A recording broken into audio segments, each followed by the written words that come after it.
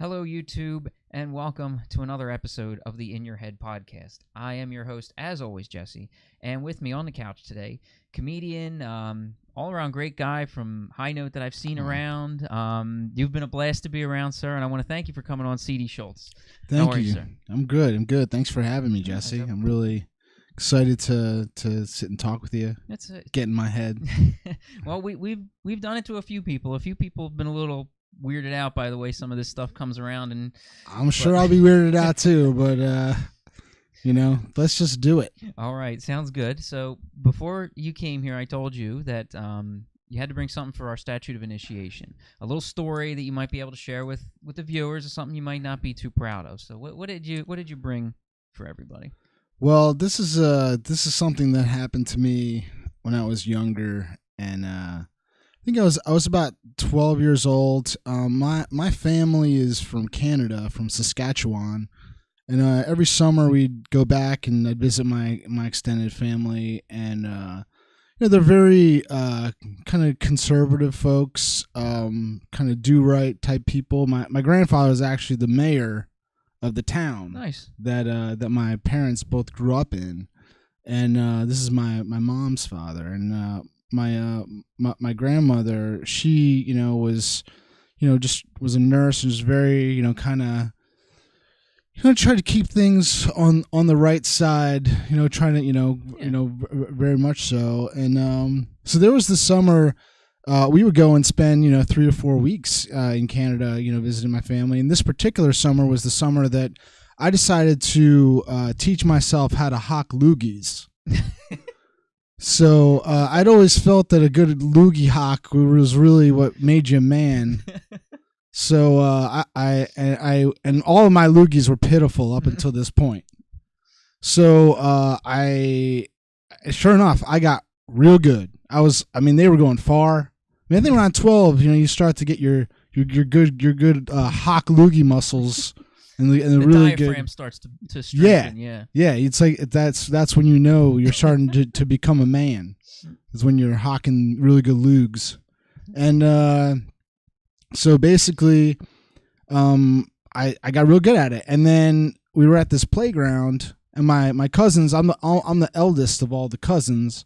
My younger cousin was getting kind of picked on by this kid, and I went up to this kid and I kind of pushed him. I said, leave my cousin alone. And the kid looks at me. He's like, what are you going to do? What are you going to do? And I just hocked the loogie right in his face. And it went, like, I saw it go, oh, and I saw it hit his nose and then drip off, and it got in there. It went right in his mouth. And of course we just ran. After that, like we just like, oh, this fight is over. We're just all running. This kid, he goes crying off to his parents, and so we go back to my grandparents, this cottage that they have, and kind of act like that never happened. And sure enough, this kid's his entire clan of family were then now marching throughout the neighborhood trying to find the kid that hocked a loogie into their son's mouth. So basically that's they showed up, and my family was kind of like an old school family feud, like pack of family on one side, other they're just a stare down kind of moment. And I just remember standing there being like, oh my God, I can't believe this is happening. And they just go, that kid right there spit in my kid's face. And my grandmother goes, he would never do that. And I didn't say anything. I was like, yeah, I would never do that. And, sure enough, it just kind of slowly unraveled to the point where I had to admit that I did that, and really brought shame upon the whole clan. So there's some definite irony to this story, because before we started recording, you were having a little trouble with some phlegm in the chest. So yeah, I have a lot of phlegm issues in my life in general, and I don't know. Yeah, I never even made the connection, Jesse. That's very astute of you. It was a little, it was a little premonition maybe, but how did they? So I'm wondering how did they find you in the first place? Well, it's Canada. It's very, I mean, it's a big country, but with the civilized areas where people live are quite small. Okay. So, and I mean, it was at a playground that was just down the street from the house, so it wasn't tough to find. Also, I have to add that in order to create the illusion that we did nothing wrong, my cousin and I just happened to throw around a football out in front of the house. Oh. Just like we were normally hanging out. So one of the kids that was kind of on patrol from there, because this is a big family, right, that we pissed off. They would send out their minions, and one of their little kids saw us playing football, and this is actually pretty messed up too. When we were playing, I'm throwing the ball, and all of a sudden I just hear a thud, and I look down, and next to my foot is a huge rock. Like, I mean, maybe like the size of this bowl. Jeez. like just a big rock. Yeah. And this kid, and I turn around and this kid's looking at me and he's pissed. And he might be like, I don't know, 8 or 9. And this kid threw this rock at me. Jesus. And it he completely missed. I mean, horrible throw. Thankfully. I mean, so yeah, so that's what happened. We kind of got spotted, just trying to be inconspicuous by throwing around a football, but I didn't realize that this family had so many minions out looking for us. Yeah, so as soon as you went back, they combed the streets and they fanned out. They found us, and they tried to hit me with a large rock. Luckily, the poor weak boy that tried to do it was just a pretty pitiful throw. So if he's out there in YouTube and you happen to see this, you can't throw. You throw really poorly. This has changed my entire look of Canada. I wouldn't think an issue like that. I mean, I guess the kid bullying thing was. I mean, I guess it's everywhere. I get it, but bullying is a big problem throughout North America. But even then, I just didn't expect that it would go like that. I'm like, that doesn't seem like the Canada that you hear about. All of a sudden, it's just like, all of a sudden you got Hatfields and McCoys just like that. I'm like, holy cow! Right? You mean like the really polite? Like there's not that much. Well, like it might have been a little more sordid. Like they would have come over and been like, "Hey, what happened?" And they would have talked it out. It seemed like, "Hey, what happened? We're gonna get it straight. Figure out what happened." That's what I would expect. Yeah, I mean, you I would think that would probably be the case too. But when there's loogies involved, I think that crosses a line, the loogie line. If you cross the loogie line and spit in some kid's mouth, you're pretty much starting a war. At this point, I give everybody a little word association quiz. I do a little quick 7-word word association that I do. I'm putting all these together, and I'm putting all the words together for people. So I'm going to start putting them on Facebook once I get enough of them, so we can see how people answer each of these. So I'm going to give you 7 words. Just give me the first thing that comes to your head when I give you the word. Okay. Okay. All right. Time. Go. Okay. Sport. Hockey. Night. Sword. Work.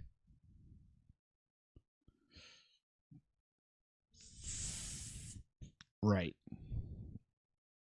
Like, right as in, like what I'm doing here? Okay, right. Okay. Right. Okay. Yeah. No, I wanted to make sure I got that right there. Comedy. Laughs. Okay. Water. Refreshment. Okay. Car. Speed. All right. There we go. All right. So it's interesting. I guess I kind of knew with the way our conversation had gone that you were going to say hockey for sure. But we were talking about that. And see, in the previous episode, I put in one word on purpose that can be one of 2 words based on the way it's said when I say night. So I always like to see which way people go with it, whether they think of like the time of day or something with a knight in armor. So yeah, I wasn't sure. I mean, either way, a sword is a great thing to bring out at night. It's true. I mean, that's a good thing to just whip around. Like, how long have you been doing stand-up? I'm into my 4th year. Okay. Yeah, 4 years. What got you started? I had like this weird fear of microphones. Like I went to this conference for like filmmakers, and I had to speak, and I just was petrified of like the microphone. And so I just kind of had this idea in my head. I was like, what's like the scariest thing I can do with a microphone that's like actually fun? And I was like, oh, they're stand up. I have not tried that yet. So that kind of propelled me to really kind of try that too. And that's kind of what, surprise, and just really fell in love with it pretty quickly. Yeah. And it's still something that I wish I could do it way more than I do, but it is what it is. You gotta live your life and take care of stuff. So it's but it's fun. It's a blast. I there's nothing better, right? When it's going great, there's really nothing better.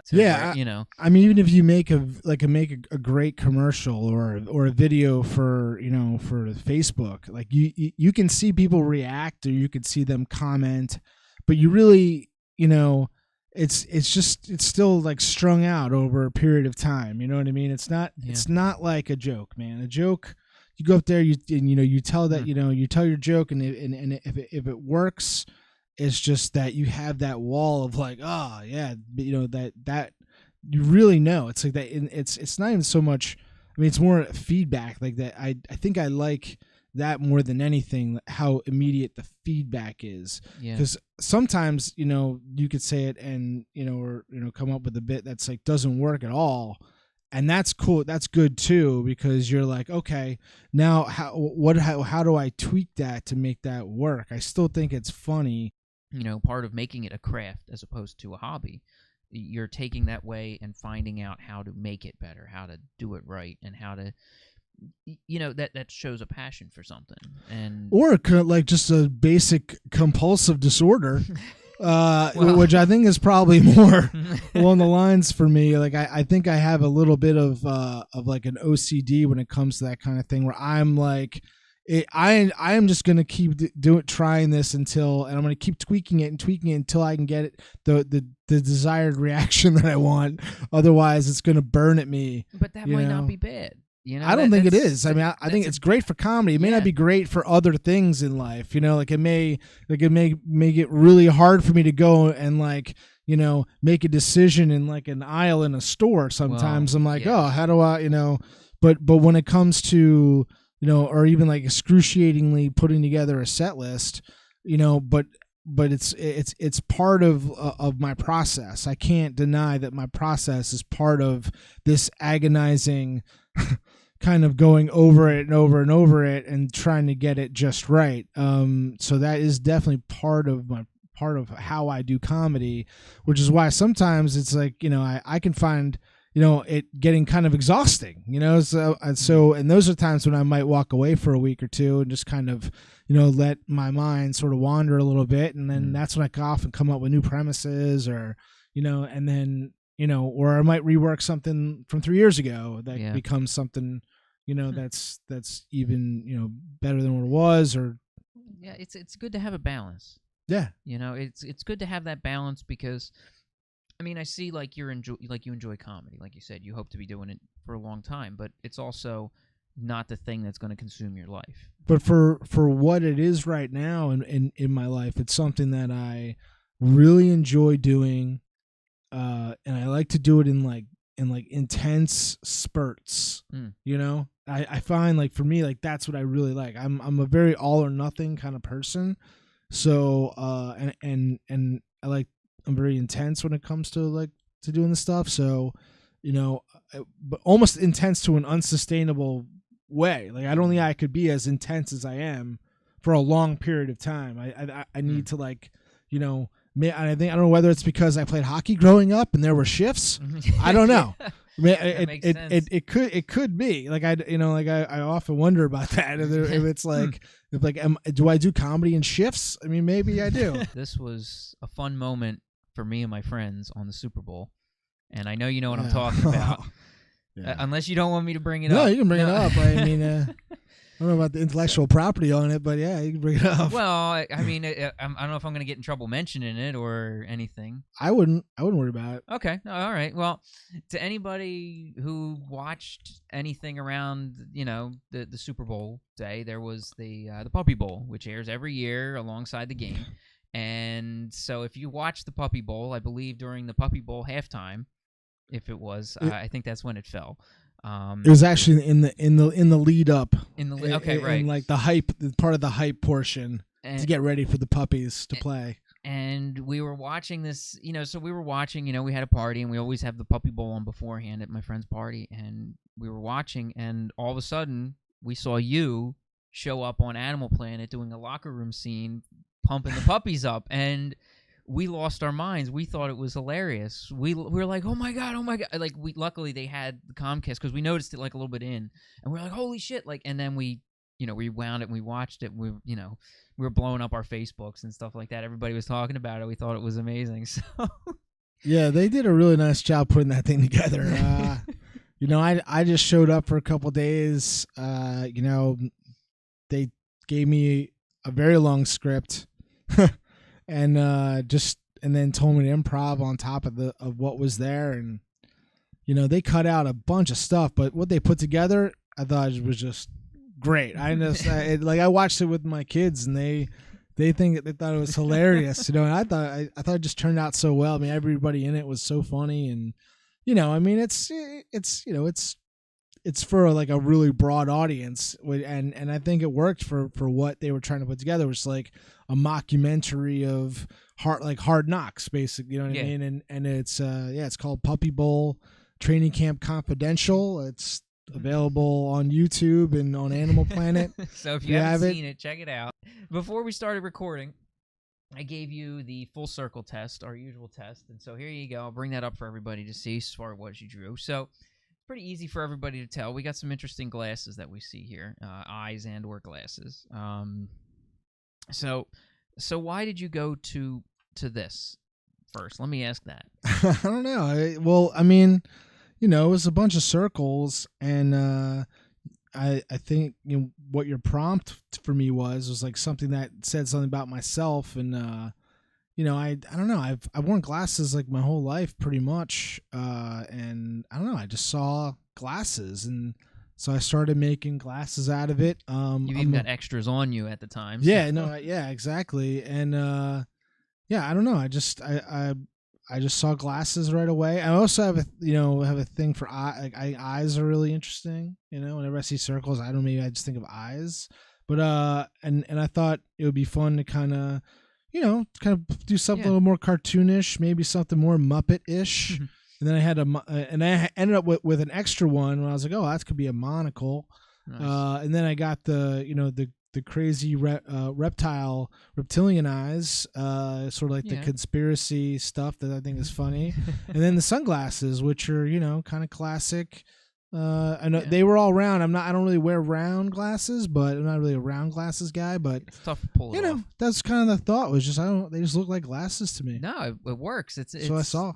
That's it. I just wondered where it came from, because everybody's got a certain way they go with these, and all the different pictures that have come over the course of this, and the stuff that has been drawn on these pages has ranged from the really far back into the well that they pull it out of, to little stories from circle to circle, and a lot of stuff that happens. And so it's interesting to see where people come from, and where their brain goes when they're kind of like, when it's thrown at them, to say, hey, That was a pretty fun little exercise you threw there. I wasn't expecting it at all. So it's one of those things where, this is what this is going to be, right? We're going to if you're getting into my head, I guess you're going to have me do a little, creative exercise, so you can get in, like a Rorschach of like what's going on. Well, I guess it's good that the guests haven't prepped too much and don't get to see. They don't watch the episodes, which is fine. So then you don't know what's going to happen. So you get a little.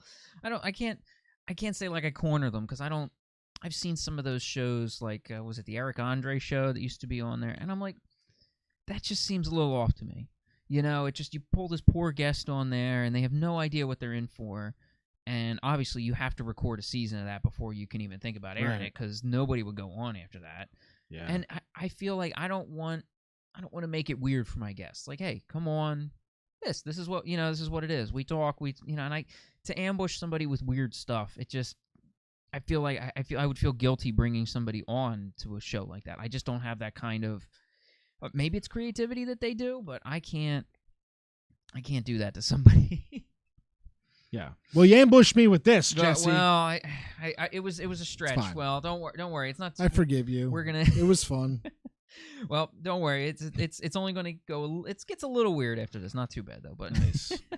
But I ask everybody who comes on the show, because I am a bit of a gamer myself. I ask everybody who comes on the show, what is your favorite game of all time? Your favorite video game of all time? Can be an arcade, console. That game that if you walked past it in the arcade, you would stop and throw quarters at it, or you couldn't sell it if you had it on a console. One of those games. I guess I gotta go with Contra. Nice. On the Nintendo 64. Oh wow. Or no, not 64. On the original Nintendo. Okay, because they had it on the Nintendo and the Super. I remember they had. Well, they may have had them on the. Yeah, whichever one you did, the up, down, left, right. Yep, that's NES. Yep. Yeah, on the original NES, that was my. Oh my God! Every day after school, I'd come home, and I would just play that. I would finish it. That was my. I could do nothing else until I finished Contra, and then I could do my homework and move about the rest of my day. That was. So that and then in terms of later era, I like Super Mario Kart. Nice. Because of the be able to play with other people. It's just so much fun. I love that was always really a good time. And so see, there we go. I got a surprise. I do have a surprise in there for you. Oh boy. Before every episode, I make an individual ink blot for every one of my guests. So they don't get to see it beforehand or anything like that, but I make an ink blot for them, which you can get to keep afterwards if you wish, if you like it. And so to show it to our viewers, so what do you see in this particular ink blot? I'm seeing sort of like a kind of like I see a skull, or maybe some kind of weird freaky panda. Yeah, I saw a creepy mask when I unfolded this one, for sure. The little tiny slits in the eyes and the nose hole, I guess. It's kind of like if a panda was part of the Insane Clown Posse. Or yeah. Yeah.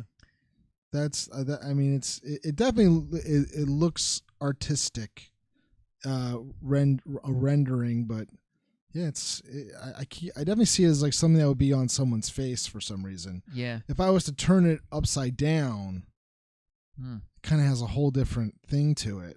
I don't know. Maybe like I can reverse it for our viewers here. I don't want to. Okay, yeah, there you go. Yeah. No, we got tech. We're good. Now it looks like one of those Space Invaders to me, like from the old school Atari, Space Invader kind of thing. Yeah, okay, because they always had that hanging down kind of. Oh yeah, nice. See the cat. The cat thinks so too. Get out of here, you. Well, she's going to be talkative today, apparently. Is it he or she? She's a pain in the butt. There you go. Just go lay over there and enjoy the rest of the show, would you? The cat is showing us its anus.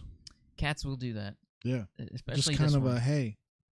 That's what I think. Yeah, check out my butt. How's this for a Rorschach? It looks about the same. It's just everywhere. Yeah, that's cat butt for you. Yeah. What's the name of your cat? Lily is her name. Yes, Lily, and she's a snowshoe cat.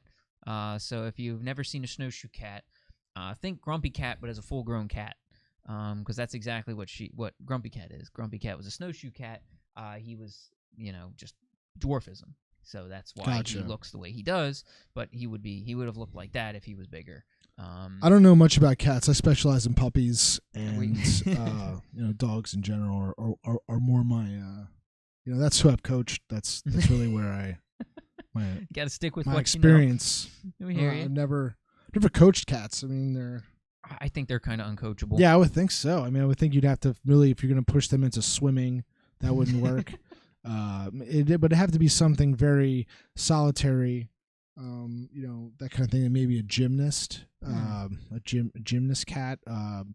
Yeah, definitely not team sports. No, absolutely not. They would be horrible at that.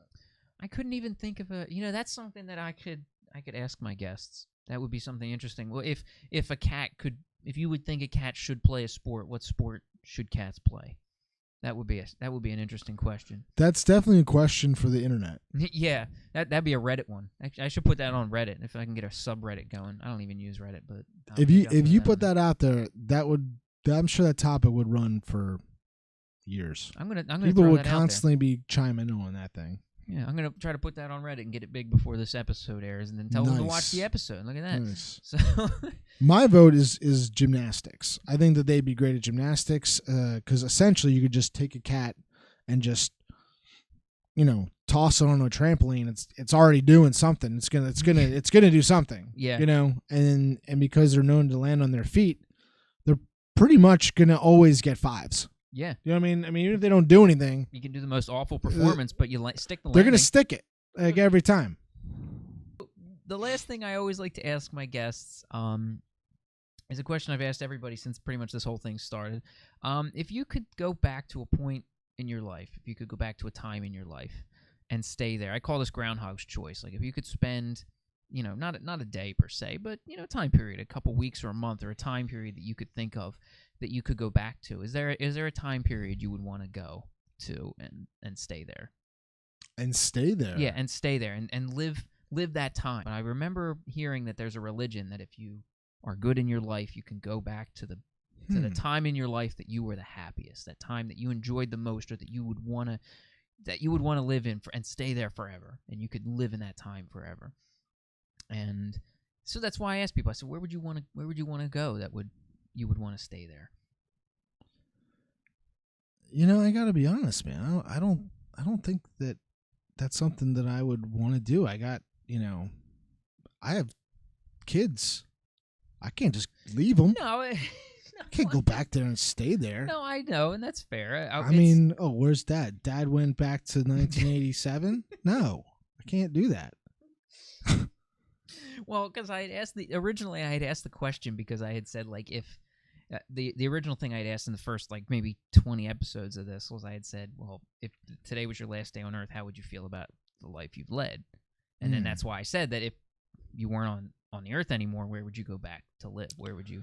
That's why I asked it. Okay, so if I'm dead, if you don't have a I've choice, died, you're gone, and I get to choose a time. You're given a gift to say you can go back to a point in time in your life and live there and live out eternity in this time of your life. I don't know. I'm a little depressed. I can't just lurk around the current time for a while. I mean, if that no, some people have said that now is a great time in your life, then that's a fine answer. That doesn't have to be in the past. I mean, yeah, I know that sounds some people think sounds weird, but like I'm really enjoying life right now. I probably just say that because I have kids and I'm watching them grow up and they're super fun right now. And because I originally asked that question, saying, if you look back at your life, how do you feel you would be remembered? Because I've always said to myself, I don't want to be the person who's in a casket with people giving a eulogy going, well, he was a great guy. And I don't want that. That doesn't see, that's not what you want to leave. You leave things, but you also leave that memory, that legacy. And to just leave a bunch of stuff is like, that doesn't mean anything. But to leave that part of touching somebody's life, like you said, having a family, and that that leaves a hell of a lot more than leaving the memory, leaving your kids and leaving them with a legacy of, oh, my dad was the best, and knowing that you don't want your kids to be going, the fucking guy always worked, never had any time for us, nothing. And then you're like, that's the way you're remembered? Yeah, I mean, my kids are going to be like, wow, Dad was crazy. But he was a good guy. you know what I mean? That's, like they're going to look back and, they're going to have a lot of, they'll have a whole trove of videos of me telling masturbation jokes to cry over when I'm long gone. And, I think that's my gift to them, Jesse. It's been an absolute pleasure having you on. I'll put links to everything below. Thank you. So people can find you. They'll get you. So if you have any social media links and stuff like that, we'll put them all down there so people don't have to they don't have to write it all down. I know that gets to be a pain Yeah, in the butt. yeah. So, Social media kind of sucks, but you guys can definitely check it out. If I'm on there. Yeah, so I'll put links below so they can get to you and check you out as well down there. So, but follow this guy. Yeah, check out the page, guys. Don't forget, check out the page on Facebook. Like and subscribe below. It helps out a bunch. It helps make me keep making videos, because if I know people are liking, I know people are subscribing, makes me want to keep getting videos out. Shows me that you like my guests. How do you not like CD Schultz? Great guy. We've had a lot of great comics. Hopefully some more coming up soon. So just remember, hit the buttons down below and check out CD Schultz at his website. And as always, never buy an umbrella. Thank you, guys.